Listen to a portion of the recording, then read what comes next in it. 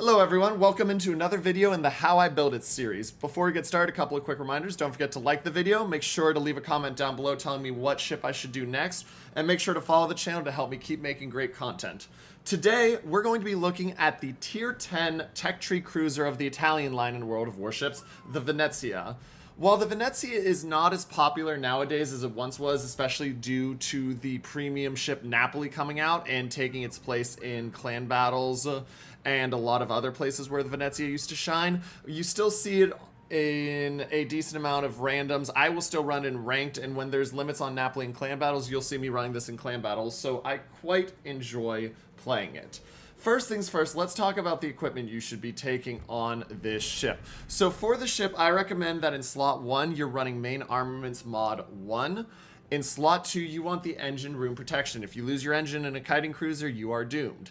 Slot 3, you want aiming systems mod 1, as you want to make sure you're getting that better shell dispersion. Slot 4, you have a choice here. I take prop mod because I like that ability that when I'm not moving at all to be getting to where I need to go and speeding up 50% faster than otherwise. But you can also make an argument for the rudder shift mod in order to be able to turn quicker and dodge those shells. Slot 5 is a no-brainer with concealment systems mod 1. This is basically mandatory on any ship of the cruiser class at tier 10 unless you're playing a lighthouse build. Slot 6 is the other spot where you have a choice. In slot 6, I like to take the gunfire control system, giving me an additional 16% range. This takes our range out to a 19.9 kilometer base range, which can then be enhanced with 20% boost using spotting aircraft. The game, and some people will say that you should take main battery mod 3 because you get the quicker reload and you only lose a little bit to traverse speed, which you could counter back with grease the gears. My personal opinion is that I prefer, as you can see by what I'm running, the extra range. The main batteries fire every 21 seconds, so a 12% reduction to your reload is only going to drop you down to about 18.1 seconds, 18.2 seconds or so, whereas the extra range enables you to get and challenge ships further away, which, especially if you're playing randoms and one side is getting steamrolled, is really nice to still be able to be in the fight and trying to help support the team in getting your damage. But I can see arguments either way. In consumables, you only have one pick. Do you want spotting aircraft or do you want fighter? I always take spotting aircraft. Extra range never hurt. Fighter aircraft, yes, it's nice for those games where you have CVs, but especially in clan battles, which I look to the ship a lot with when I play it, it is nice to have the additional range, and there's been no CVs in clan battles for like 5 seasons now. In signals, I recommend Det Flag. I recommend your fire and flooding reduction. I recommend if you're going to play clan battles or ranked in this, you want the Hotel Yankee flag so you can try to get die hard, kill the enemy ship by ramming it without dying. I like having ship speed increased as well as quicker reload time on my consumables, added heal, and having the longer smoke generator time. This does bring, just to give you a bit of an idea, we've brought our concealment down to 12.4, our maneuverability is 38.4 knots with a 13.6 second rudder shift, and we have those nice juicy guns, which we've already talked about. Let's talk commander. I highly recommend that you take Luigi Sansonetti. Luigi Sansonetti is the Italian unique commander that comes with special skills. Having Luigi Sansonetti is really nice because of the fact that he has the additional perks you get throughout the battle. The first one, which is rapid fire, you're not going to see as often in randoms or ranked because it's Confederate. You have to, be doing damage for a while in game, but it is nice to get that 15% main battery reload time reduction late in games to try to put your team over the top. The one that'll focus the most on you is far reach, and this is why you can choose, instead of taking the range I take, to take the battery reload, is because the fact that this would give you 8% buff to your main battery firing range when you get a kill.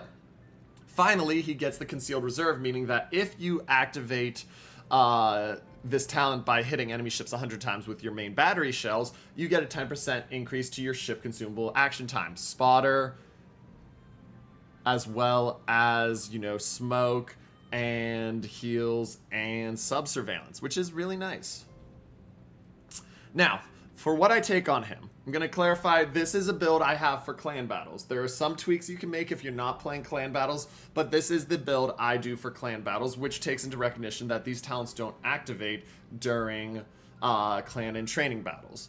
First off, I like having Gun Feeder. It's an enhanced skill, meaning he gets a bonus to it. 60% reduction on shells is really nice. You're usually firing sap in this thing, and it smashes destroyers and battleships and cruiser superstructures. But if that cruiser turns broadside to you, you can drop 15 203mm shells of AP onto it really quick before it finishes the turn out, which is really nice. At slot 2, the only one I recommend taking is consumable enhancements, because you want to have the longer smoke generator. You want to build to have a longer smoke because that's your only escape mechanism if you're being hunted and there's no ship over there to help you, is to have the smoke to buy you time to hide, to heal, etc. At the tier 3, I like having Adrenaline Rush on any ship I run because you want to be able to speed up as you get damage. And I like taking Superintendent, so I get an additional smoke, an additional heal, an additional spotter, etc. because it's really nice to have those. Tier 4, you absolutely want the Concealment Expert. We've already talked about what that brought our concealment down to, but it's critical. And I love having Top Grade Gunner because of the fact that you're going to have ships within your detection range, and getting that little 8% boost to main battery reload time is really nice for taking fights. Now, I run this because of clan battles, but I also have really come to love this, especially in randoms, is taking with the last 4 points an RPF, radio location. Radio location is really nice to have because in clan battles, usually you're playing this on the kite flank, and so you plus your destroyer now have 2 RPFs, so if you're at an angle, you can try to cross-locate where the enemy closest ship is, which is usually a DD. In randoms, I really like having this because it's inevitable that sometimes your DD on the flank will die. And so when your DD dies and they still have an enemy DD, it's nice to know where they are and where you're going to be anticipating torps coming from. If you choose not to take RPF, I hesitate on where to go. I really don't think Survivability Expert is as worth it as they imply. Yes, you go up to 56,000 HP because you're at 51.8 right now, but you've already got a heal. It's not like the DDs, the cruisers without heals, where it's giving you an advantage you wouldn't otherwise have. And so at that point, it becomes the debate of where would you spend the points. You have options. I would probably go with something like taking more of the 1-point skills to get that grease the gears and such. You could consider improving the Eye in the Sky because you have a quicker cooldown time and more of them if you're going to play a shorter range build. You have options, but that's how I like to build it. Finally, economic bonuses. Only ones that matter are credits, Commander XP, and free XP. Ship XP, there's no modules to research. The only thing that comes after this is the ability to get to the tier 11, the super ship, so you don't need to run ship XP. So credits, if you want them, though remember tier 9 is more effective, and then you've got the Commander XP and the free XP.